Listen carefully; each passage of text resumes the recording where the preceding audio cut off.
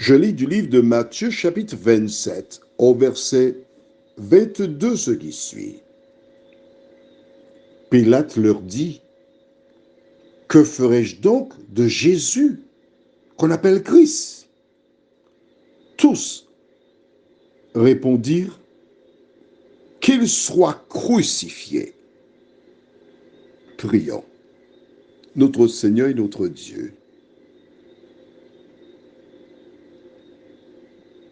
au terme de cette journée, nous avons une fois l'occasion de nous tourner vers les choses spirituelles. En effet, notre société nous propose le soir des documentaires intéressants, des films, du sport et autres qui accaparent notre temps. Mais nous avons compris que l'homme ne vit pas seulement de pain, mais surtout de toute parole qui sort de la bouche de Dieu. C'est pourquoi chaque soir nous venons nous restaurer en toi.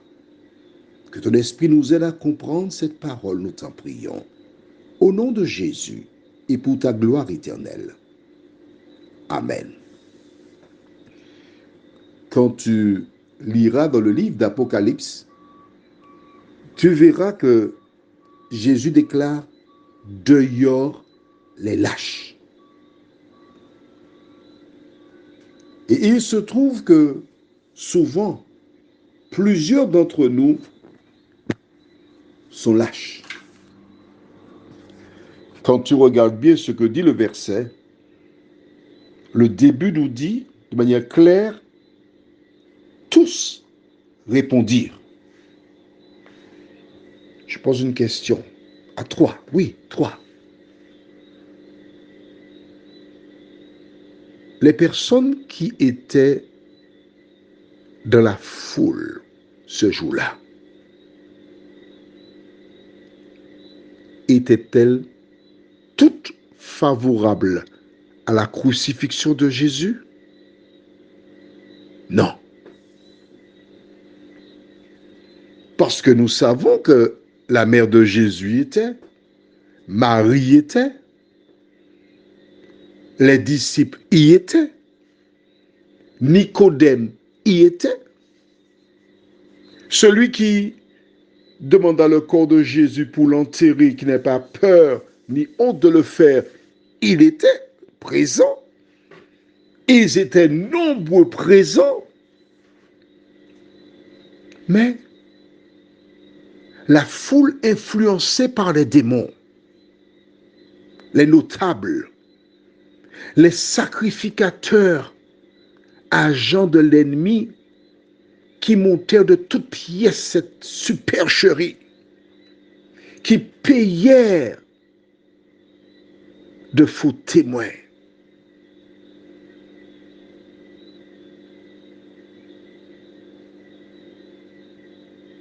Toutes ces personnes avaient influencé la foule qui fit exactement comme ce proverbe célèbre. Les moutons de Panurge. Ils suivirent. Mais toi qui m'écoutes ce soir, dans ta voiture ou dans ton lit, autour de la table, quel que soit le lieu, quand tu te trouves face à une injustice, quand tu es en présence d'actes méchants, malveillants, que fais-tu? Fais-tu comme les trois singes? Tu sais ce qu'ils font les trois singes? Il y a un qui a ses deux mains sur les yeux, je n'ai pas vu. L'autre, les deux mains sur les oreilles, je n'ai pas entendu. Et le troisième, les deux mains sur la bouche, je n'ai rien dit. Je ne me mêle pas, ce ne sont pas mes affaires, ce n'est pas mon problème, c'est son problème. Tu es témoin, tu vois. Mais pour ne pas avoir de problème, Tu préfères laisser l'autre souffrir, être condamné juste pour protéger ta petite, non, ta grande personne. Quand tu agis de la sorte, tu fais exactement comme ces personnes qui, dans la foule, gardèrent leur bouche fermée et contribuèrent à la crucifixion de Jésus. Elles avaient peur. Quand Jésus reviendra, où seras-tu? Tu penses à tes voisins, à tes connaissances, tes amis, les membres de ta communauté, avec qui tu t'entends bien, ce sont tes amis de toujours. Mais quand tu te trouves face à la vérité, tu dois être suffisamment fort pour tout laisser et marcher à la lumière de la parole de Dieu.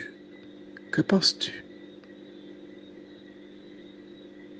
Comme dirait Shakespeare, c'est être ou ne pas être. Ces personnes par faiblesse, lâcheté, gardèrent la bouche fermée. Aujourd'hui, ce soir, tu te trouves face à la même situation qu'elle. Choisir la vérité, prendre position pour Jésus ou suivre la foule. Que fais-tu? Que feras-tu? Prions. Notre Dieu, notre Père, nous ne voulons pas nous démarquer de la foule afin d'attirer l'attention sur nous. Mais nous voulons te suivre, toi, te choisir en dépit des temps et des circonstances. Souvent, il nous est arrivé de laisser des gens se débrouiller, les abandonnant à leur sort. Mais dans ta parole, au livre d'Ésaïe, tu déclares que chacun dise à son frère courage. Lorsque des personnes passent par des moments difficiles, injustement condamnées, notre devoir, c'est d'apporter notre soutien. Car notre mutisme, lâcheté,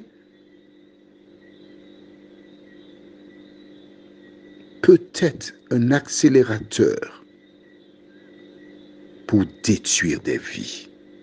Seigneur, donne-nous d'agir en tout temps et en toutes circonstances, comme le ferait Jésus, nous t'en prions, en son nom et pour ta gloire éternelle.